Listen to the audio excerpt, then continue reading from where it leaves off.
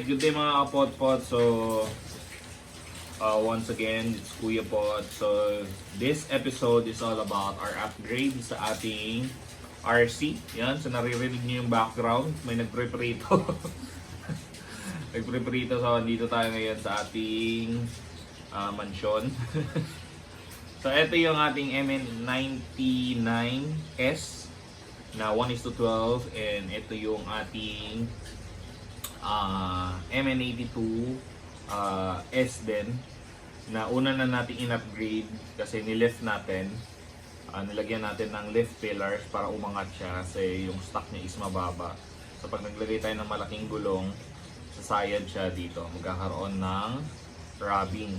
So ang gagawin natin, bumili tayo ng upgrade kit na, mura lang naman to, upgrade kit na gulong para dito sa ating MN99. And since yung MN99 ay may malaki ng gulong, lilipat natin yung gulong neto dito sa MN82. As you can see, mas maliit yung gulong ng MN82. Ayan. So itong stock ng MN99 lilipat natin sa MN92 para mas tumaas pa siya lalo at mas maging pogi siya tignan. So, ito yung ilalagay natin na gulong sa ating MN99. Meron din tayong ilalagay na ganito.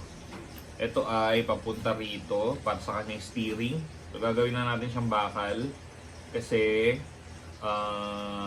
ito yung unang bumabangga pagka nagro-crawling tayo sa off-road. Yan. So, ito yung mga tumatama sa bato. So, ito yung ating unang i-upgrade. Plus the tires. Ito yung ikakabit natin. And then, front bumper. Ito yon na alloy na rin. So, yun yung ilalagay natin dito since lagi din tong bumabangga. And then, ilalagay tayo ng protection sa ilalim, which is aluminum din. Yun yung pupunta dito para ma-protectionan tong ilalim niya. Yan. So, ito muna yung mga upgrade niya since ito lang yung mga kaya natin as of now. Then, lalagyan natin ng konting pampaganda. Recovery board. Yan. Yun, nahulog. Yan. Recovery board na pang-display dito. Just like this. Para magmukha siyang makatotohanan. So, lalagyan natin siya dito sa side. Ganyan siguro. Or magkapatong. Or ganito. Ayun. So, ito yung mga magiging upgrade natin dito sa MN99 natin, and then yung gulong niya ililipat natin dito sa MN82. Alright?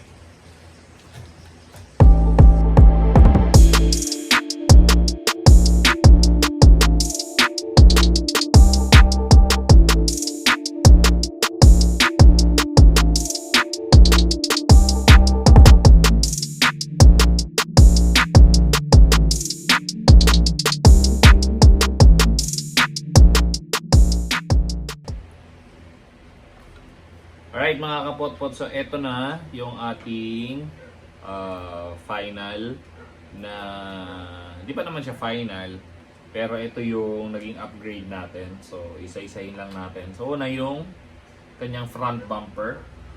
So ito yung pinaka-stock niya dati. So manipis lang, plastic. Yan. So pag ito yung laging bumabangga kasi, which is dahil hindi pa naman tayo ganun kagaling mag-control ng RC, minsan bumabangga siya sa mga cabinet, bato. Tapos pag ginagamit nila, panay bangga. So, naglagay tayo ng steel bumper made of aluminum na to. Yan. So, mas mabigat siya kaysa dun sa stock syempre, pero mas pogi tignan. And then, ito, pinalitan din natin ng bakal kasi isa din to sa mga unang bumabangga pagka nandun tayo sa naglalaro tayo. So, kung saan itong bumabangga. So, from plastic, ginawa nating aluminum. Then, yung gulong niya, syempre, nagpalit tayo mas malambot para mas nakakapit siya sa mga bato. And then, same size lang siya actually. Pero mas malapad siya. Mas malapad. And then, naglagay tayo ng konting pampaganda. Recovery board, kumbaga. Ayan. So, pero ito, pang 1:10 na scale na. So, ito muna yung, dito muna natin siya nilagay pansamantagal. gamit yung flex tie. Yan. So, and then ito pa pala sa ilalim niya, parang pinaka stepboard na rin niya. Ayan. So, at the same time, protection niya sa ilalim. So, mas pogi na siyang tignan, mas may laban na ng kaunti than the stock. All stock, yan. So, medyo mas mabigat na siya ng kaunti, pero since malakas yung kanyang makina, laban pa rin yan. So, ito na yung pinaka-itsura niya. So, mas maganda na siyang tignan. Yan, medyo may laban na ng kaunti. So, unti-unti natin kasi medyo mabigat sa bulsa yung... Hindi naman ganoon kabigat sa bulsa, pero para sa mga katulad kasi namin, katulad ko na nagsisimula pa lang, medyo mabigat sa bulsa yung upgrade ng mga yan. Tulad nito, nasa 300 pesos yan. And then ito, 200 plus. Then 200 plus din ito. Ito lang yung mura. Nasa 120 pesos, dalawa. Kasama na yung shipping. So, in-order lang natin yan online. Yan. Tapos, yung stock na gulong nito, since mas malaki siya, kesa sa stock ng MN82. Ito yung stock ng MN82. Ayan. So, mas malaki siya. So, sinalpak na natin siya rito sa ating MN82. So, na-upgrade na rin yung kanyang gulong. So, nakapag-upgrade tayo ng gulong sa dalawang sasakyan, pero ang bilhin lang natin ay isang set lang. So, 2-in-1 upgrade na siya, pero isang gastos lang. Ayan. So, mas maganda ng tingnan yung MN82 natin. Naka-lift na. So, pag magmamalaki kayo ng gulong, make sure na makabili kayo ng lift pillars. Yung mga yan. Yan. So, yun yung unahin ninyo, tapos yung gulong para mas maangas yung inyong MN82. So, pwede siya sa MN82, MN82S, at MN82 Pro. Yan. So, ito, mas malambot na yung gulong niya kaysa sa stock. Yan. Kasi mas maliit to. Malambot din naman to, kaso maliit. Malayo siya. So, naging 73mm na yung gulong. So, mas maganda na siya. So, make sure na i-lift din yung gulong niya. Kasi kung walang lift, tapos nagmalaki kayo ng gulong, magkakaroon ng rubbing dito sa fenders niya. Front and rear, magkakaroon ng rubbing. Tapos, nawawala yung antena nito. Saan napunta? Nawala. Pero yan. So, ayan. Mas pogi na yung ating MN82S. S to kasi ito yung meron dito sa likod. Pero tinanggal namin para mas astig siya tingnan. Pakita nga natin yung nakatanggal. Magic hand. Yun o.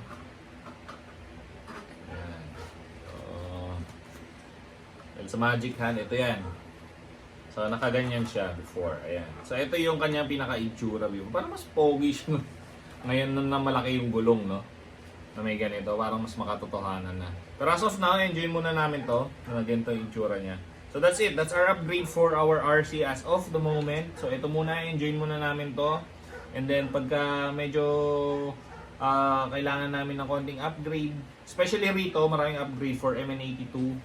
So papalitan din namin to, metal na rin, katulad neto. Yan. Para mas maangas siya tignan, and then siguro magpro-proceed kami sa mga suspension, and then yung mga axle niya, everything gagawin naming bakal. Tapos pag naibagal na lahat, siguro mag-upgrade na rin kami ng 370 na motor para mas malakas. Pagka medyo seryoso na, as of now ina-enjoy lang namin, ginagawa namin pagka nagka-camping. So that's it. That's our vlog for the RC upgrade. So once again, this is our MN99 slightly upgraded MN99S. So this is a Land Rover, and itong ating LC79 na MN82S. So Land Cruiser 79. So that's our upgrade as of the moment. So enjoy mo na to. So thank you for watching, guys. Once again, Kuya po, thank you.